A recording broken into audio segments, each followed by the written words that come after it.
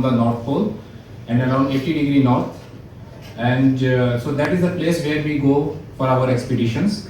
And we started our expedition in 2007, and since then we have completed 15 expeditions, and almost 500 research visits have happened from India, which has resulted in many international and national peer-reviewed journals, including Nature Publishing Group and AGU, etc.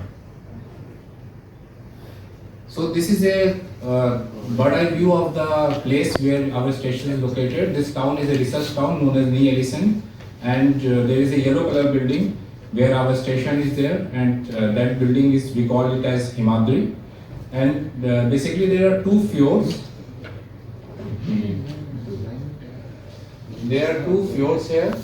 So these are the fjords Kongsfjorden and Krossfjorden. So in those two fjords only we can do our studies, and this is a picture of that fjord which is surrounded by glaciers from all the sides. So these are our major scientific thrust areas, which are marine sciences, atmospheric sciences, biology, environmental sciences, geosciences, cryospheric studies, and recently we have also started space sciences, wherein we do space weather, cosmic ray and radio astronomy, etc. It happened because we started wintering from 2023 onwards. So over the last couple of years, we have taken several new initiatives in which we have started the winter expedition, which is basically polar nights, which is 24-hour darkness and very cold. Right now around -20°C is the temperature, but our team is there. So 2023 onwards we started that. We started this new theme. Then from this year onwards we are putting the station coordinators. So these station coordinators are engineers who will stay there for 3 months, and they will help in better utilization of our instrument, etc., better calibration, and they will also collect the normal usual routine sediment sampling, etc., or routine any sort of routine sampling they can do. So we need not send a person for that specifically. Our station coordinators can take care of that. They will also get rifle training, so they can also accompany the field team for the field work. We have shown almost 100% growth. Earlier we used to occupy only 150 days, but now since we are going for winter also, we are occupying for 300 days now the station, and we plan to take it to 365 days. Online application we have started, and 2024 onwards we are also publishing expedition report.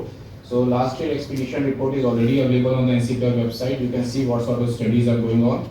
And every team will have a team leader, and that is the responsibility of the team leader to submit a report on his team fieldwork, which will go into the expedition report.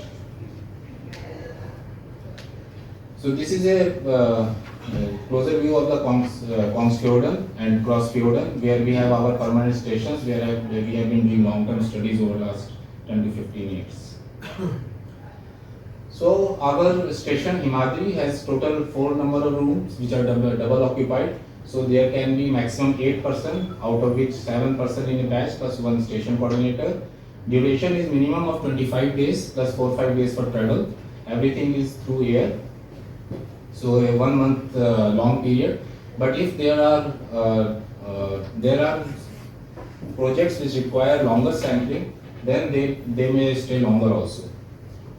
Then there is a computer room equipped with a LAN internet connection, and please note that no Wi-Fi or Bluetooth can be operated there because it hinders with other measurements going on there. Kingsley is the company which provides all the logistical support. We have several laboratories there, so most of the sample processing should be done there. Minimum sample should be brought back to India because it is very costly. Everything is air cargo, and the cost is prohibitive. For example, next slide let me go to. Before that, this is the boat which is available for the sampling in the fjord. It is a small boat. It is not like the normal research ships where you can have very heavy equipment, etc. But still it has all these equipments which can be done for sediment coring. They can collect the surface sediment using a grab corer. We also have a Gulbarga atmospheric observatory where we have all this equipment installed on the roof of the this laboratory, which continuously measure the atmospheric parameters. Now this slide is very important because this time we received 76 proposals. So it is again, earlier we used to receive 35-36 proposals. But this time we received 76 proposals, almost 100% growth again. For peer review, we sent it, and after that, 56 proposals were selected for presentation here. Now our capacity is of around 36-37 proposals. So out of this, 40% proposals will again get rejected, but it doesn't mean that your proposal is bad. It is because of our capability, because of our limitation of birth, etc. But only around 60-70% proposal of each team will get selected. Now, as soon as your proposal is selected, you have to confirm the name of the field personnel within this week. It has to be approved by the Minister at New Delhi. So this name and later on this name cannot be changed. Earlier we used to keep reserve a pool of person who can go on behalf of other person, but now it is not allowed. So you have to give the name of the field person confirm. Then you have to send your cargo also, if any, because cargo will move for 3 batches together. Now send your cargo 3 months prior to the expedition date, because whether we send 10 kg of cargo or we send 30 kg of cargo, they charge the same amount. So we club all the cargo together and we send the cargo for 3 batches together.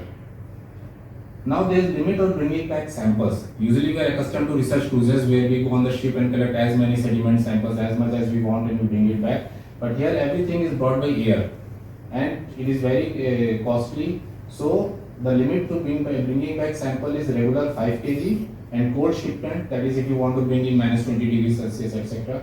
Then it is 5 kg max. It is very costly. Cold shipment specifically, it is almost 1 lakh rupees per kg. That is the cost. So please be aware of that.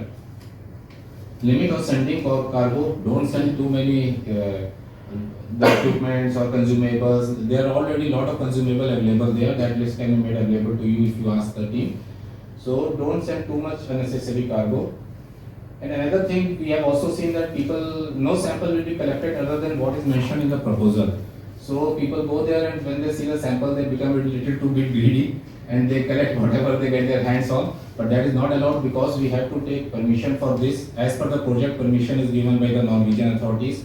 And some for specific project, terrestrial sampling, we have to take their governor's permission. So if we take a sample without their permission, then it reflects back on India. Sample invoice shall be shared with the NCPOR Logistics a few days before leaving Himadri. So we have received complaints from participants that we did not receive our sample in time. That happens because you don't prepare your invoices, and before leaving the station, all your cargo should be packed and invoice shall be shared with the NCPOR team. Otherwise, there would be delays. Now in winter, please note that most of the projects shall be atmospheric and space sciences. Today we have mostly geoscience and environmental sciences projects. So for them the boat mobility is only in this region. That also if the conditions permit. So there should be no fjord-based projects or those requiring large field access during the peak winter months. If you want it winter, it can be in October or March. But during the peak winter month, we prefer only atmospheric and space sciences proposals. Finally, we have been also asking that you acknowledge NCPR's and Ministry of Earth Sciences efforts in your publications. So please acknowledge in any publication coming out of your expeditions. And a soft copy of the publication should be communicated to Arctic Logistics after acceptance publication for record purposes. Almost every 6 months or every 3 months, in fact, we have to give reports to government that what is the outcome of the expeditions. And finally, we have to make publicly our data available. So NCPR established a National Polar Data Center, and metadata submission along with expedition report is compulsory for each project after the field trip. So as soon as the field trip completes, you have to submit the metadata at the National Polar Data Center. In fact, this year onwards, in the online application format, you cannot submit your proposal without submitting the metadata. So that is mandatory. And you should submit your final data also as soon as possible, within 2 years after the field trip. Then this is the website where you can submit you go on NCPR website and you will get this National Polar Data Center. If any doubt, you can contact at this email ID. So all these points will be shared with those projects which are accepted. With that, I thank you.